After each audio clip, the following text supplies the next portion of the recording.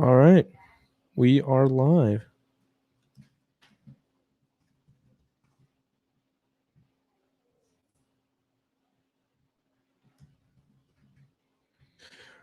All right. Here we go. Minor League Baseball opening day. Day I've been waiting for a long time, certainly. It's been a year and a half since we've watched any minor league baseball, really, which is absolutely crazy to me. It used to be something that I was absolutely locked into every day, just looking at box scores from all of the Marlins affiliates. And now it's even more exciting than it was back in 2019 was the last time we saw any minor league action. Just insane to think about. I was talking to JJ Bliday on Sunday when the Pensacola Blue Wahoos had a minor league media day, and just talking to Bliday and hearing about how excited he is and there he is on the screen there, just to play some baseball, just to be back, just to get live at bats, is really crazy to me that it's been so long.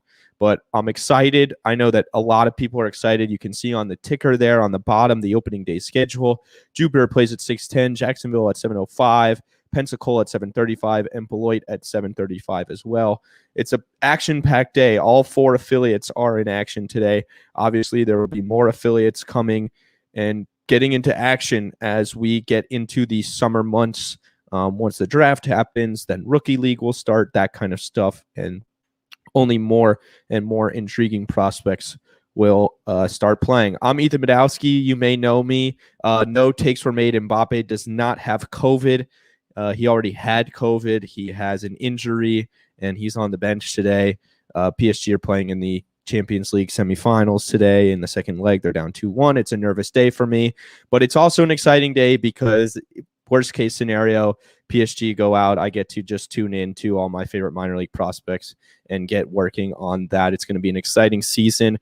Before we get started, we're running through your guys' questions. Just want to take a look at these rosters, and some of them are really, really loaded, especially when you're looking at Pensacola. It was rated by MLB Pipeline as the fourth best roster in all of minor league baseball last night. It is May the 4th, Jason. We will get to some Star Wars later. But anyway, let's take a look at this Jupiter roster here. Some of these pitchers, some guys that stand out are a guy like Dax Fulton, who was a 2020 draft pick. Haven't seen him in action yet, but he is already in the top 10. He is number 9 on the Marlins top 30, according to MLB Pipeline. High school arm, and very excited to see what he does. He's a lefty arm out of high school that hasn't appeared in pro ball yet, so this will be his first pro action. Didn't get any GCL action, after his rookie years, like a guy like Chris Moakman, who's also in this rotation, did. So I'm very excited about that. Chris Moakman is in this rotation. He was a 2019 draft pick, and we did see him a little bit in the GCL when he was drafted. Yuri Perez is the guy that gets the ball tonight for Jupiter. He is the opening day starter, and Eli and I were talking about him yesterday on the Earning Their Stripes episode that we did as a guy Eli's really excited about. 18, throws hard, big frame, and he's filled out a lot. I think Eli said his 6'9" frame has filled out to somewhere around 200 pounds. So that guy is certainly very exciting. And then when you look around the infield, there are two names that really stand out, and it's Nasim Nunez and Osiris Johnson. We haven't seen Osiris since 2018 because he missed all of the 2019 season with a leg injury. So we haven't seen him in 2.5 years. Yeah, so, look at his hair since. Yeah, and his really hair, he let the hair grow. I didn't even recognize him when I saw him, but I'm very, very excited to see what Osiris has in the tank because he's a guy that, when he was drafted in 2018, came in and, made it up to Greensboro, which was this same level back then. It was the Marlins low A affiliate. So very excited to see what he can do. He has high exit velocity. He's a high exit velocity guy, good bat speed, drove the ball to all parts of the field when he was in action. So I'm very excited to see him get back in action. And then a guy that I think can really take off this year is Nasim Nunez. a switch hitting shortstop prospect. People think that he could already come into the major leagues and be a Gold Glove contender. That's how good his defense is. If he can hit at all, he all of a sudden becomes a guy that can really rocket up boards in the Marlins system. He's currently ranked 13th by MLB Pipeline, but he's a very, very intriguing prospect. Like I said, a switch hitter at shortstop. He looked pretty good, not going to lie, in some of his spring training action. He actually played a good amount in spring training this year, so I'm very excited to see what he shows. Going to the outfield, there are a couple names that stand out here. A guy like J.D. Orr, who was a draft pick in God, I have all my years thrown off now. In 2019, I believe, came in, just hit the cover off the ball. I think he led, if I'm not mistaken, he played for the Batavia Muck Dogs that season, which was the Marlins rookie ball affiliate in the New York Penn League. And he led the league in average, I'm pretty sure he won the batting title that year. And then the other one who everybody wants to see, I think, is Victor Mesa Jr. And that is a guy that, when the Marlins signed the two Mesa brothers, he was just kind of the throw-in piece almost. But he took everybody by storm at 17 years old by hitting 270-something in the GCL. I want to see if they have these stats in here. They do. He had a 284 average in 47 games in the GCL, a 366 OBP.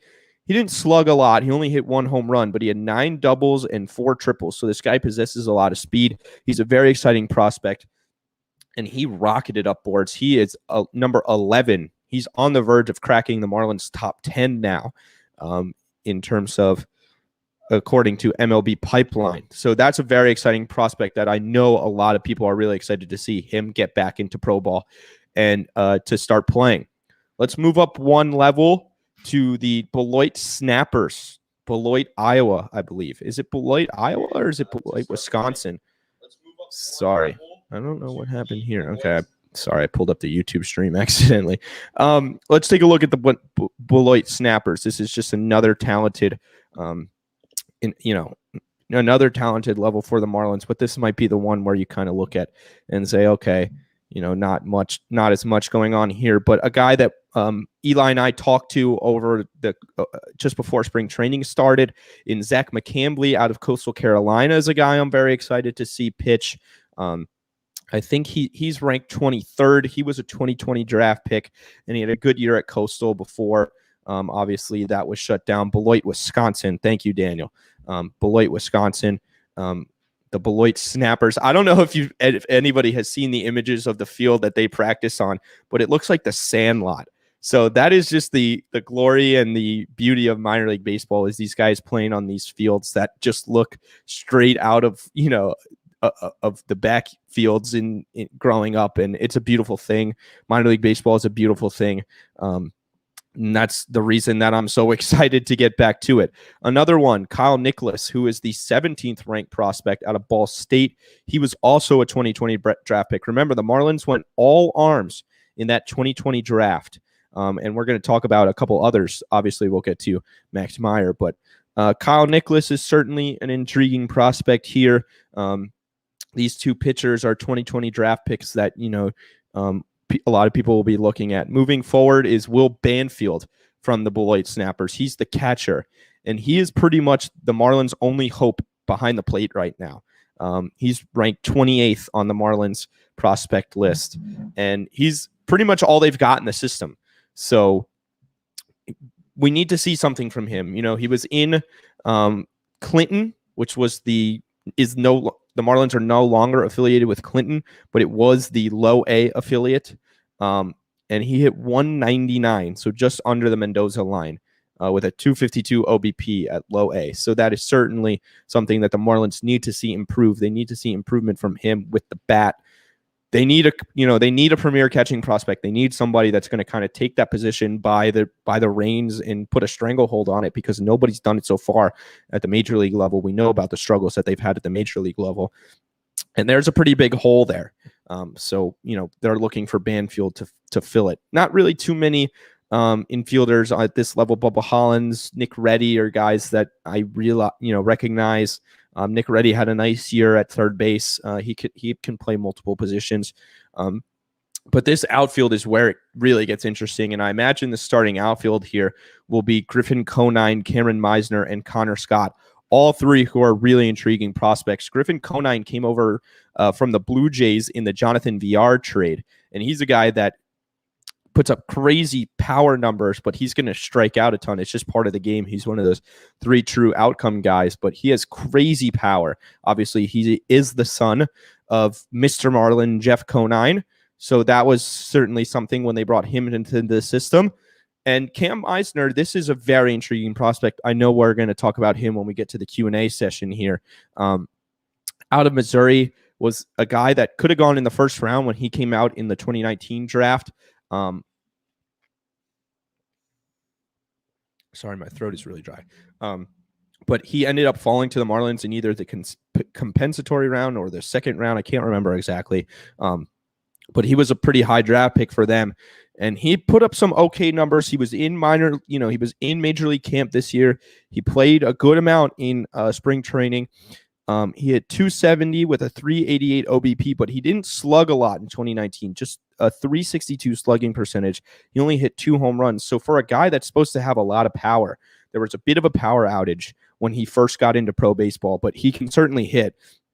Hitting 270, and he can get on base. That 388 OBP will certainly play, and it'll play at low A. It's a little discouraging, I'm not going to lie, to see him at high A. To see him at the high A level, I was hoping that he would make to the jump up to double A, but I think there's a reason why he's not at double A, and it's because this roster is absolutely loaded, and they need to get Meisner some at-bats, and I don't think he would get any at-bats up here.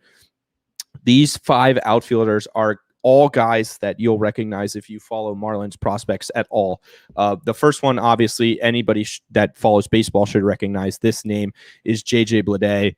He was the number 4 pick for the Marlins in 2019 out of Vanderbilt. He is an absolute stud. He was 3rd on the team in OPS in spring training this year out of guys that made 15 appearances or more. I know I've said that stat a lot on podcasts and live streams and stuff, but it really is something to take notice of, that this kid had such a good spring, and he's only played maybe 50 something games of pro ball, and he came right into the high A level in Jupiter, and he got off to a slow start, but once he started hitting towards the end of the year, he got his average up towards like 257. Let me take a look at these numbers here. He is the Marlins' number 2 prospect, and he'll be number 1 soon once Sixto graduates. So he hit 257, he had a 311 OBP and a 379 slugging percentage. He had 8 doubles and 3 home runs. So looking for some more power from him. But the Marlins know this guy can hit. We know this guy can hit. It's just a matter of time with him. In spring training, Mattingly just talked about how polished he is, and that really this year is just going to be about getting him ABs. And then the other, so keep going around this outfield. Peyton Burdick is a guy that everybody is obsessed with. In terms of Marlins fans, they are just obsessed with this guy. He took everybody by surprise by just tearing the cover off the ball in 2019. He had a pretty good spring. He hit 308, 407 with a 542 slugging percentage. He had 11 home runs in 69 games with Clinton. Just a fantastic pro debut for him, and he's a guy that you just want to see continue to keep rolling. Gerard Encarnacion, a big power guy. A lot of people think when the DH comes around, he could be the DH of the future. Marlins are trying him out at first base a little, so he might play some first base to try and get some ABs in this outfield. Victor Mesa, we all know about him. Big international signing. Can play Gold Glove caliber defense right now if he were plugged into center field for the Marlins, but we don't know if he can hit. So this will be a big year to find out if he can hit. This is certainly a make or break year for him. And then Tristan Pompey is a bit of an interesting prospect. He was a 2018 draft pick, and he had a good start and then just kind of fizzled out once he got up to the higher levels.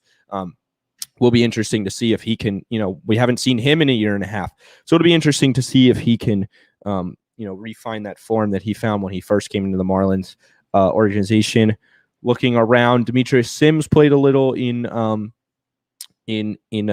Major League camp in spring training this year. Nick Fortes is a guy behind the plate, projects to be the starting catcher there. That could be interesting. But when you look at this pitching staff, wow, this is where it gets interesting. You look at Jake Eder, who was a second-round pick, I believe, out of Vandy. He's a Vandy boy, and he was a 2020 pick. Haven't seen him in pro ball this year, and he's already up to the level that Max Meyer, the Marlins number 3 overall pick, is at in Double-A. That is certainly very intriguing, very exciting that they felt confident enough to move him up to this level. Will Stewart is a guy. He was acquired.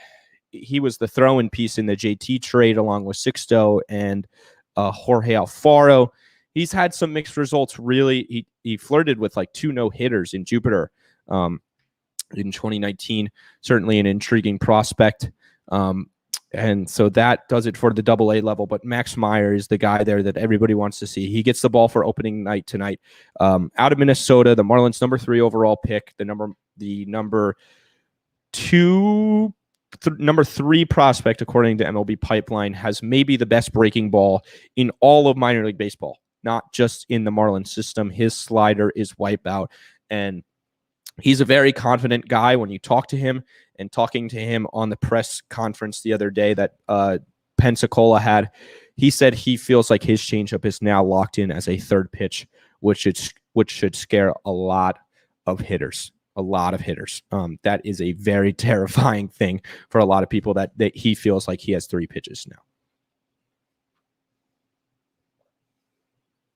We can move on here to the final affiliate. This is Jacksonville, and this is AAA now. Jacksonville has been upgraded to the AAA affiliate of the Marlins, and this is another very intriguing roster here. When you look at, these are the guys that are going to be flirting with the big leagues all year. One guy I really want to talk about is Braxton Garrett. Brax. A lot of people are really high on Braxton Garrett. They say he should get an opportunity at the big leagues right now with the Marlins having so many injuries. I'm pretty high on Brax. I think he's a good pitcher. He's obviously got a great breaking ball. But I was at his first, his debut. I was there covering it for Fish Stripes. And the velocity just wasn't what we wanted to see. He was sitting low 90s, barely getting up to touching 92, I think. I don't even know if he touched 93. So the velocity there is a really big concern for him. And it's something that I just don't know with Brax right now, to be honest with you. I'm looking forward to seeing him. I think it's good that the Marlins are going to let him get some AAA starts. I campaigned for Trevor Rogers to get some AAA starts. But he hasn't. Obviously, the Marlins have, you've seen he just won NL Rookie of the Month. So that was obviously a very good decision by the Marlins to bring him up. I'm glad they didn't listen to me. Yeah, Brax, that sick play that Brian Anderson made in Brax's first start, that was a great reaction, obviously. Just kind of a welcome to the big leagues moment for him. That's how it's done up here. So very, intrigued to see Brax, no doubt about it. I want to see what he has in the tank. If he can, what his stuff will look like at this big, at this AAA level, and if he can start getting some swings and misses, because that breaking ball is legit. Looking around the rest of the team, Lewin Diaz, obviously, I'm ready. I'm very high on Lewin. He's going to win Gold Gloves at the major league level. I have no doubt about his ability to do that. But in order to stick the major league level, he's going to need to hit. I liked what I saw from him. I'm not going to lie. His at-bats looked really good this spring. And every time he puts the bat on the ball goes far and the ball is hit really hard. So this is a guy that's going to have high exit velocity. He's going to hit for power. And he just needs to find the stroke and just get ABs. I think we could definitely see him back in the major leagues. Obviously, he saw some time there last year, but it looked like he was just a little ahead of schedule, or just a little, it was just a little too early for him. Brian Miller, a guy that I think should get a major league call soon. What are the Marlins waiting for with him? Kind of, it's like he doesn't really have anything left to prove. Get some ABs for him in AAA, and if there's, God forbid, there's another big injury, he could definitely. I think he's a guy that could definitely receive the call. And then Jesus Sanchez, he struggled at the big league level last year. It looked tough at times for him, but lot of power. He hit pretty well when he came over in AAA. So he gets another shot at AAA this year, and I'm excited to see what he's got. He's a guy that I'm pretty high on because he can, hit for so much power, and he hits the ball hard everywhere. So that's a guy that I'm certainly intrigued about in this AAA roster. Like I said, it's the guys that are going to be sniffing the big leagues all year. So I want to see somebody really kind of force the Marlins' hand like Isan Diaz did in 2019 and just have such a good year that they have no choice but to call them up. And this Jacksonville team should be pretty good. There's plenty of talent around it. So I'm very excited about that roster. But when you look at all the rosters, Pensacola is the one that you're going to want to keep an eye on. Those 5 outfielders, Max Meyer, Jake Adair, these are all guys that are going to be contending to be part of the Marlins' future. And so that roster is absolutely loaded. I mean, it was ranked number 4 overall by MLB Pipeline in terms of minor league rosters around the country. So that is certainly an intriguing roster. And there's plenty of roster, all 4 of these will have intrigue. I'll be keeping an eye on all 4 of these levels. And it should be fun because we know there's pitching at every level in the Marlins organization. And the fun part of it is seeing who's the guy that has a great year out of nowhere. Gerard Encarnacion kind of came out of nowhere in 2019 and had a great year. Victor Mesa Jr. came out of nowhere. Who's going to be that guy this year?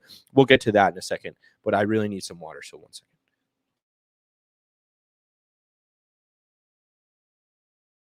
All right.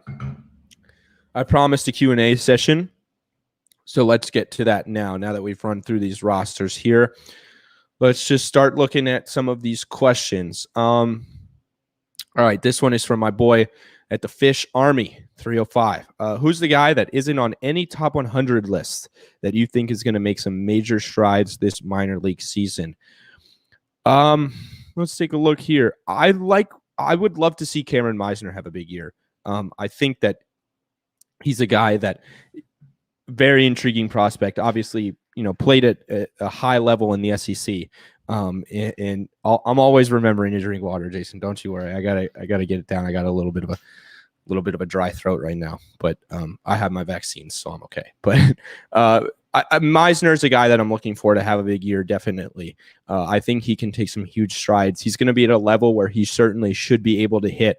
I think this is a level just below his actual talent level, but he couldn't go up to AA because there are too many ABs. There's not enough ABs for him with the amount of talent in the outfield. He's not on top 100 list, but he was such a high draft, prospect before he kind of fell because his results weren't very good. So he could definitely rocket up boards. Nasim Nunez is another one that I'm really excited about in terms of can he hit? If he can hit with his Gold Glove, with his defensive abilities, he could be a guy that becomes a serious contender to be on this Marlins roster. So yeah, Meisner is a guy that I would really like to. But if we're looking down, I want to see what Gerard can do. Yeah, I want to see what Gerard can keep doing. If he can keep the power up, if he can keep hitting well. I don't think he struck out as much in 2019. So there are plenty of guys that are down this Marlins list. I mean, this system is so deep. It's like, Burdick's not on any top 100 list. Mesa Jr. is not on any top 100 list. Devers somehow still isn't on any top 100 list. And we've seen his ABs at the major league level right now getting better and better. There is so much talent in the system that it's hard to just pick one. But yeah, I would go with Meisner, and I'm looking for him to take a huge stride and really hit this year. I think, like I said, this is a level where he can definitely hit at. And so that would be very exciting for the Marlins because a lot of people think that he can be a huge factor in the outfield in the future. Next question from my boy, Takes Were Made. What's Conor Scott's ceiling and why is it Christian Yelich? I wouldn't say that it's quite Christian Yelich. Conor's an intriguing prospect.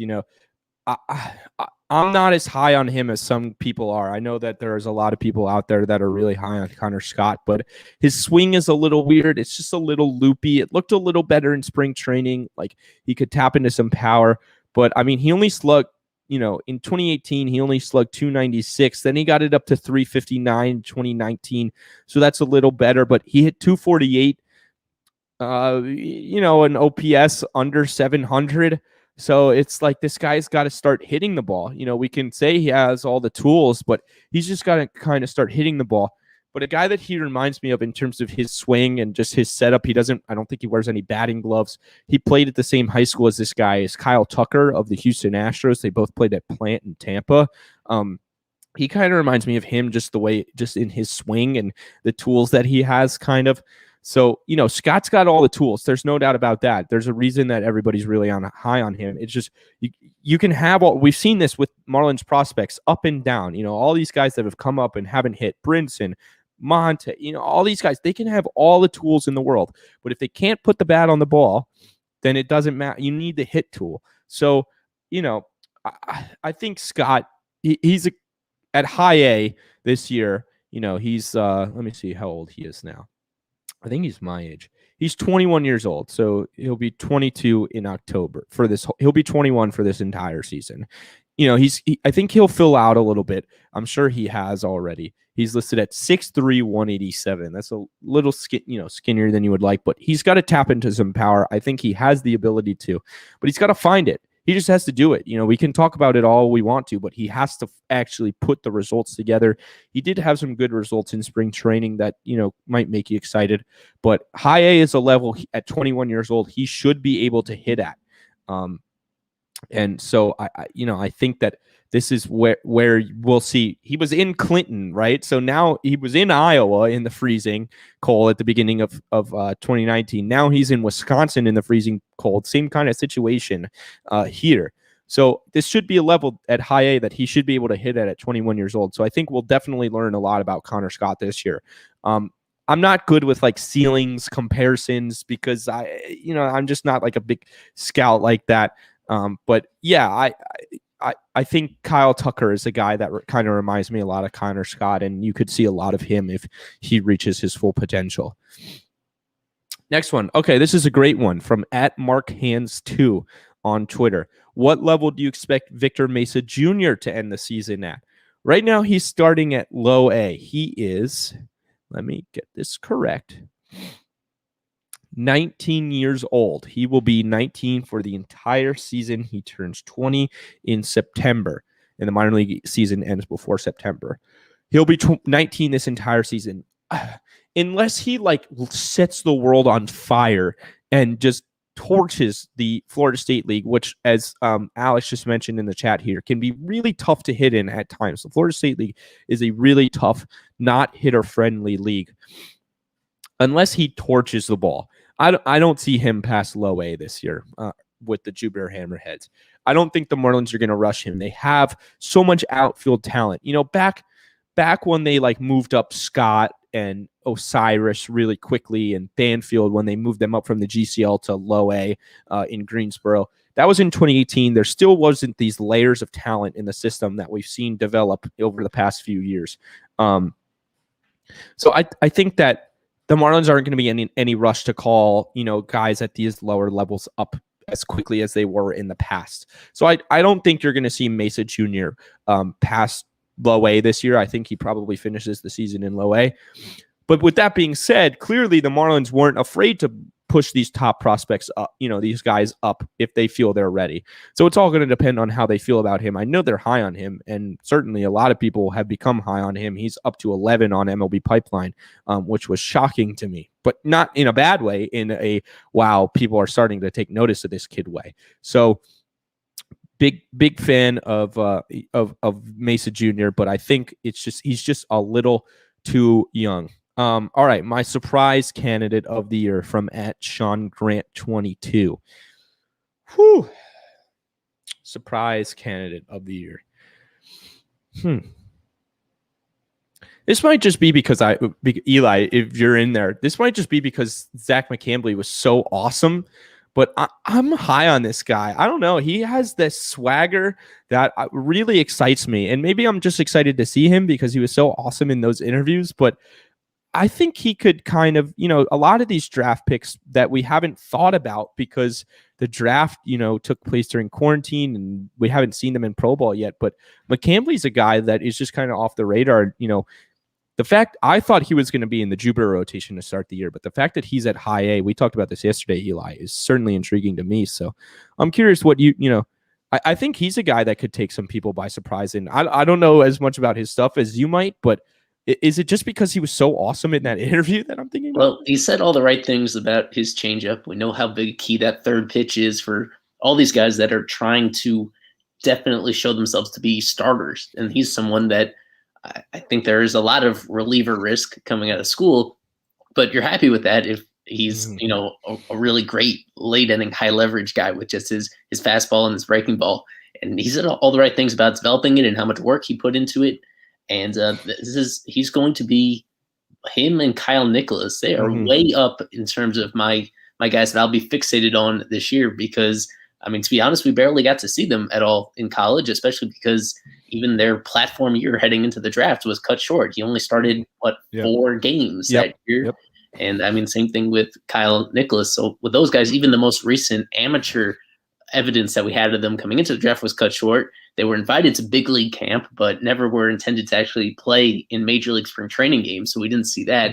So yeah, those are guys, they're kind of a mystery box, but not totally, because if there was any concern about how far along they were in kind of rounding out their pitch mix, then they would have started, it could have been very understandable if they started in Jupiter instead of in Beloit. The fact that they got these assignments, I think, speaks pretty strongly about how the Marlins feel about them and how much they may have improved over. I mean, now it's been almost a full year technically in the organization since the draft. So, those are guys I'm really curious about. Not necessarily saying that I'm confident in them, totally breaking out, but absolutely intriguing for sure. Yeah, I that point you made about how they rock, up to high A, that's a huge boost of confidence for them and shows that the Marlins are very high on these guys, because I think most people coming into the year thought that they would be in the Jupiter rotation, and that Jupiter rotation was looking to have Mccambley, Moakman, Fitterer, Perez, Nicholas. So the fact that they're up to high A definitely is a boost of confidence, and the Marlins got a good look at them, no doubt, because they were in spring training and then they were at minor league camp, and that minor league camp lasted for a lot longer than spring training. So yeah, Mccambley is a guy that I want to keep an eye on. Nicholas, some of these pitchers that we haven't seen anything from yet. And then surprises, I'm not one that's going to go off the really beaten path, because I know some into the depth of this Marlins system, but really I'm focused on, the top 30. Those are the guys that I'm really keeping an eye on. But I think a guy that we've all kind of forgotten about is a guy I've talked about a little bit here, and that's Nassim Nunez. If he can hit, I think he can have a guy. He's a guy that could rocket up boards. I think somebody asked me a question about, who's a guy that you could see rocketing up boards. And I think it's Nasim, because with his fielding is so solid already. It's so locked in that he's going to be a good defender no matter what, at any level that he plays at. If he can hit the ball, if he can just start hitting, tap into a little power, he's a little guy and he's just a little shortstop. So it's not like he's going to, be a big home run threat anytime, but he's got so much speed that if he can put the ball in gaps, he can be a huge threat on the base paths with his speed. And we saw him showing off his speed in spring training this year. And I want to get the stolen base numbers here, because I remember him in the GCL just swiping bags like crazy. In 51 games, he had 28 stolen bases. And he's also a guy that takes a ton of walks. Now that I'm looking at it, in the GCL in 2019, he had a 200. He only hit 200, but he had a 327 OBP. He took 35 walks, which is just insane. So I want to see his walk rate here. But to have an OBP that's 127 points higher than your batting average is really crazy. He walked at a 15.9% clip and only struck out at a 20.1% clip in the GCL. So that's a very intriguing prospect from a plate discipline standpoint. I really liked his ABs in spring training. I'm not going to lie. I thought they were pretty impressive. And like I said, once he gets on, he's so dangerous with his wheels that you have to, take notice of this guy. So I think that Nasim, he's a guy that we've just kind of forgotten about a little bit. And I think he could be very, very intriguing. Let's take a look at the next question, and I think Nasim can definitely surprise some people. Let's take look at the next question here from Daniel DeVivo, Alex Carver's partner over at Fish on the Farm. Shout out to those boys. He asked me, what is Cam Meisner's ceiling? And this is another ceiling question. So I'm not going to have, a straight answer for you. But I will give you a guy like I did with Scott that he kind of reminds me of. And I was talking with Alex about this when we were at spring training camp. We were watching Meisner's BP in the cages. And we're watching him and we're looking at his swing and his finish. And I go, that finish has a lot of Christian Yelich to it. And I'm not going to say that his ceiling is Christian Yelich because Christian Yelich is an MVP caliber player. So, to say that any guy at this level is going to be an MVP caliber player is a lot. But this guy certainly has a high ceiling. There's no doubt about that because he should have been a first-round pick. Like coming into his year when he was going to get drafted, he would have been a first-round pick, but then he struggled with SEC pitch. I can't remember if it was like he wasn't hitting well, and then he turned it on in the SEC. If he was really good against SEC pitching, I don't know. Spencer can probably help me out with that, with what kind of senior year that Meisner had, but. There's Spencer saying there, and I trust his opinion on these college guys more than anybody, saying that his ceiling is cathedral high. That is a great scouting term. I think this guy has a really high ceiling because he hit really well at, when he was up. Let me see what level he was at here. When he was in the minors last time, 2019, he was in Clinton and he hit 276, 380 with a 380 OBP in Clinton. And actually he did play some GCL ball and he had a 421 OBP in 8 games. So he played 34 games with Clinton. He only hit 2 home runs. So if he can start tapping into this power, Hunter Mathis in the chat says that he struggled versus SEC pitching, but tore it up to begin. So that was obviously the concern, right? Was that he was beating up on the teams that, didn't have a lot of talent. And then when he got to the really talented levels, SEC is a high level league.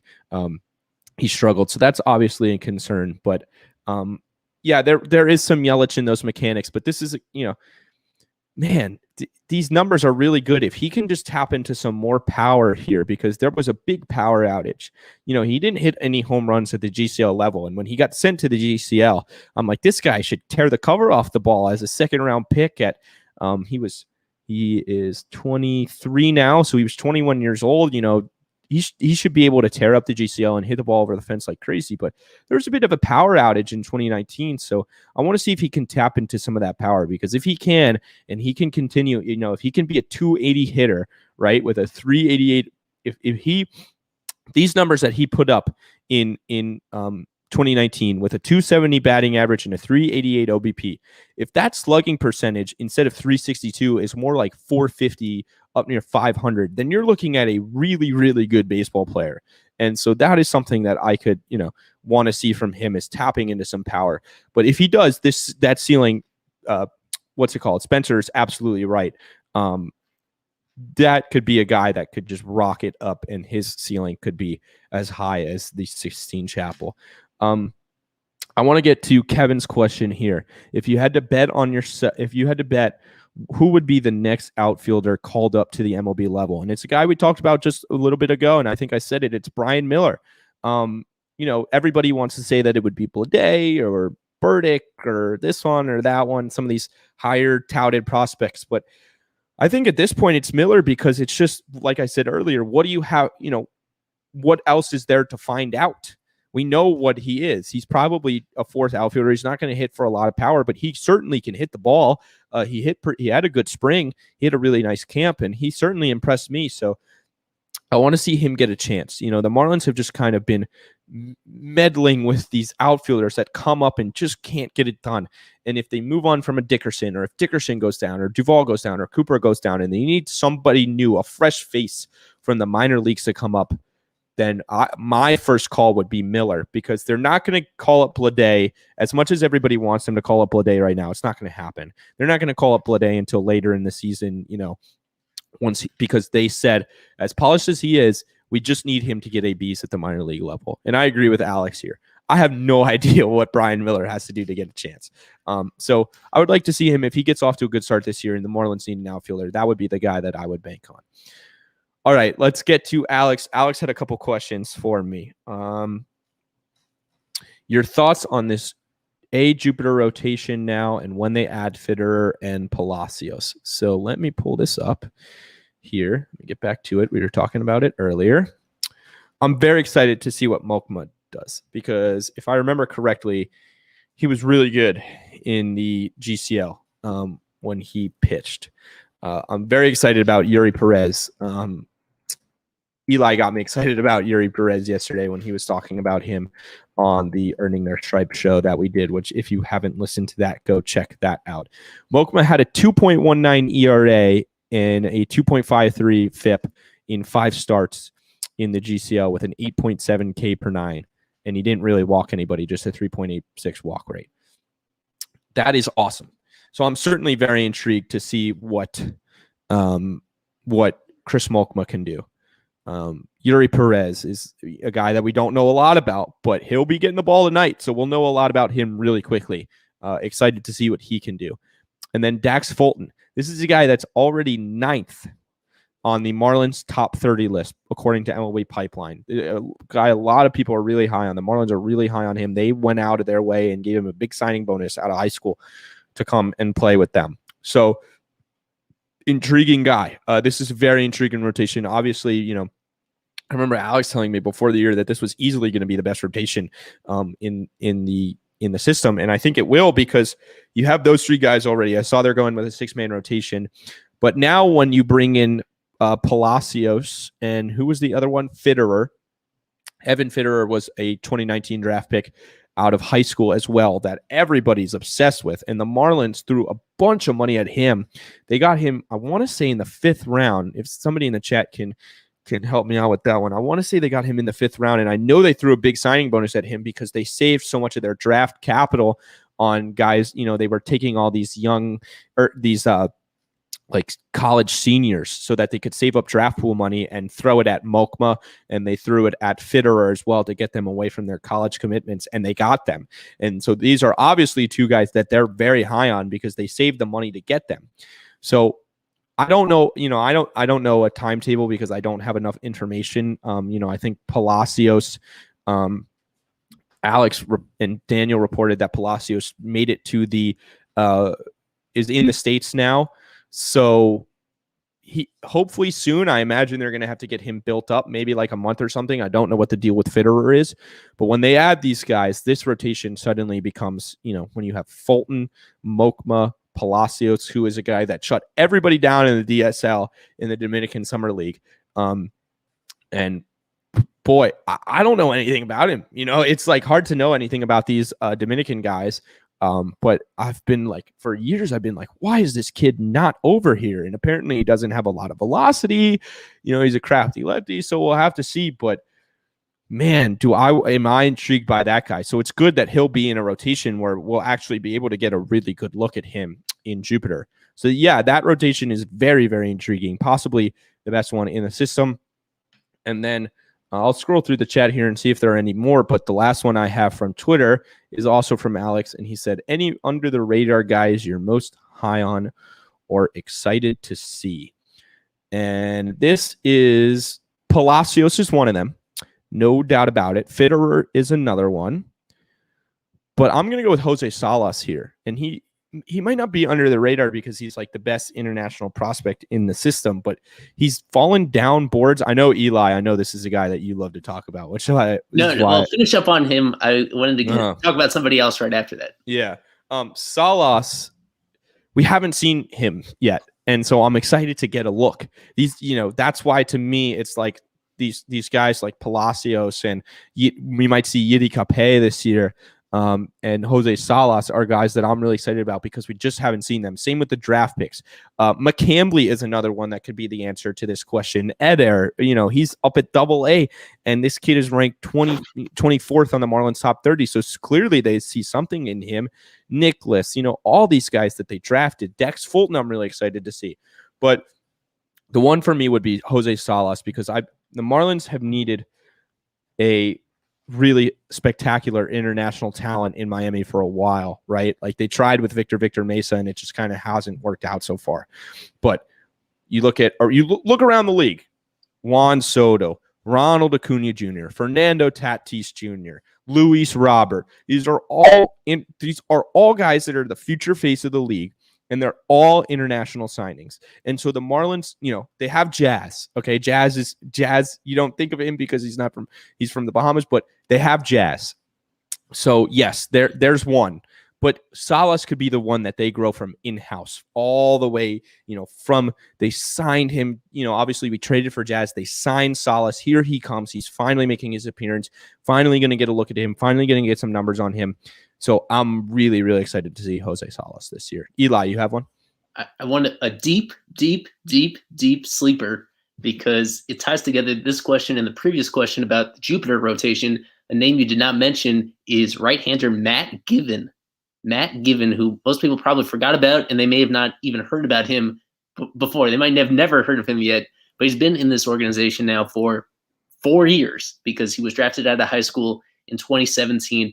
They paid way over slot for him in the 20th round of the draft out of Colorado, and he played mostly shortstop in high school. He just started pitching like his junior year, and they saw enough from him in high school and also in a private bullpen session at what was then Marlins Park to give out, I think it was like $400,000. I'll have to double check that article, but a guy that had barely pitched at all and someone who had Tommy John surgery very, very shortly after his debut. He had a promising season in the GCL or maybe parts of 2 seasons and then underwent Tommy John. And so we haven't seen him at all in a couple of years, but he has a pretty nice frame, 6'3". I think he's filled out to this point close to 200 pounds. His resemblance is incredible to, now don't overreact, but Zach Greinke. If you look at his face, just his face, he looks exactly like Zach Greinke, who himself was a former shortstop, kind of turned into. Oh my God. He looks exactly like Greinke. Exactly the same. That's hilarious. So even now, he's been in the organization a while, but only 21 years old, turns 22 next month in June. It's a mystery box because we haven't seen him in a while, but he's been around the organization. I got to know him a little bit, so I know a story. Even though grew up in Colorado, family in Colorado, he kind of made Jupiter his second home, and I think he spent most of the past 3 years in Jupiter, training and being part of the community and the organization. And we've seen in so many cases, guys undergo Tommy John, and their stuff actually ticks up afterwards. So he was a guy that in the GCL, I don't think he was throwing that much higher than low 90s at his best. But they were trying to develop him as a starter. They're giving him a chance to start in this Jupiter rotation now. He's a little bit older than some of these other pitchers in that rotation that we're really excited about. I'll just be curious to see what his stuff looks like and if his fastball ticks up a little bit from the right side to go along with the rest of his pitch mix and how much all that has happened. It was a really raw decision that they made to give him that kind of bonus coming out of high school. They clearly thought that he's someone that could, over time, just really figure things out steadily and be a bit of a late bloomer. So that's a really deep pick. I'm not going to say I'm overwhelmingly confident in him, really breaking out, but I just don't want people to forget about him. His name needs to come up here, about 47 minutes into this show. I just wanted to shout him out. Well, great numbers. When you look at his age 18 season, he had a .39 ERA in 7 starts with a 7.33 K per 9. And then in 2019, at 20 years old, he had a 2.74 ERA, 3.85 FIP, 6.85 Ks per 9. And then let's take a look at these whips. 0.94 whip and 1.11 whip in those 2 years. So, yeah, certainly an intriguing prospect there. And he is the 4th starter behind 3 highly touted prospects in this rotation. So it'll be Yuri Perez, Dax Fulton will go tomorrow night, Chris Moakman will go the next night, and then it's Matt Gibbon and MD Johnson and another Jesus Sanchez, not the one that we saw in the MLB last year, will round out the 6-man rotation for Jupiter. So before we wrap up, I guess let's talk about how this minor league season is going to look, which is 6-game series, right? 6-game series, Tuesday through Sunday. So a lot of these these affiliates are going with 6-man rotation.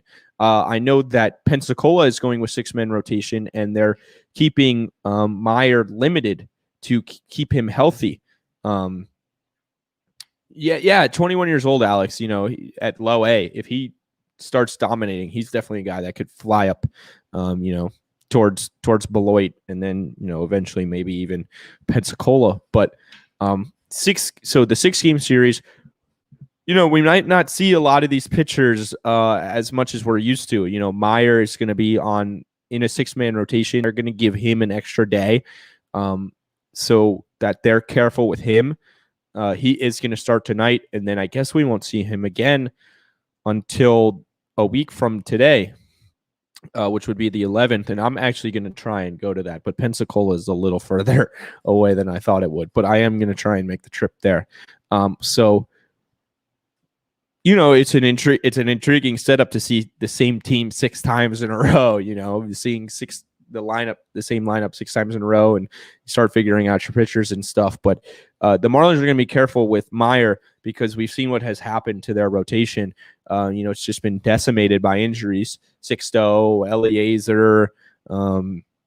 So they're going to be very careful with these starters. But the good news is you're going to see 6 straight days of guys like JJ Bliday, Lewin Diaz, Jesus Sanchez, Jose Devers when he gets back down there. Victor Mesa Jr. is going to be up at a level where it's possible to watch him. Peyton Burdick, Nassim Nunez. There's so much talent in the system, and that's the reason that I just did a 50-minute stream on MiLB opening day. It's exciting, man. I'm pumped. Like last night, I was feeling the same feelings that I feel on opening day for Major League Baseball. That should tell you something about how excited I am about this minor league season. You can stay up to date, follow at Fish Prospects. That's going to be the official Fish Stripes Twitter for Marlins Prospects. I will be on that account, definitely, spewing some propaganda, no doubt about it. You can follow me, as always. I'll be watching Marlins games still. I'll still be keeping up with the Marlins, obviously, but dropping in prospect coverage. If Jesus Sanchez hits a home run in the middle of a Marlins game, you will definitely know about it from me, no doubt about it. Getting back to things we'd love to see, the roots of me with Fish Stripes, if you remember those days when it was pretty bleak for the Marlins organization. We were getting excited about guys like Sean Reynolds, who Eli is a big fan of, and just it all started with just me having fun and being an idiot on Twitter and just always saying we love to see it about somebody getting a double on a Tuesday night in July. So that's the fun of minor league baseball. That's the beauty of it, and it's going to be a fun season. I'm so excited to have a full season of minor league baseball again. I know you guys are excited as well. So follow Fish Stripes, of course, always. If you're not, you're crazy. Follow at Fish Prospects. Follow me at Ethan Budowsky. And then if you can, the Marlins have a couple affiliates that are going to be on MiLB TV this year. It's only $40, it's a $40 subscription for the entire year. And I think Daniel DeVivo, if I remember correctly, tweeted out a code where you can get it for $30, which is awesome, from one of the Marlins affiliates. Pensacola is definitely on there. So if you want to watch Max Meyer tonight, that's a way to do it. Very, very exciting. Very excited about the Marlins minor league system. The MiLB app, if you don't have it and you're a big prospect guy, you love following these prospects, you got to get it. It'll have live box scores. There's nothing like seeing that in-play runs notification. If you know what that's like, then you're with me. So, so excited about opening day. Ale Paris, obviously, the PSG has a big, huge game today trying to advance to the Champions League final. But most importantly, let's see if I can get these names right. Go Hammerheads, go Snappers, go Blue Wahoos, and go Jumbo Shrimp. We've got some great names in this organization. We'll stay updated soon. I'm sure I'll have more of these throughout the year. Just updating you. Earning Their Stripes will be a place to get your Marlins prospect coverage. So thanks for coming out. It was a lot of fun. Thanks for all your interaction today on the stream. Sorry if I didn't get to any of your questions, but I'm looking forward to a great minor league season for the Marlins.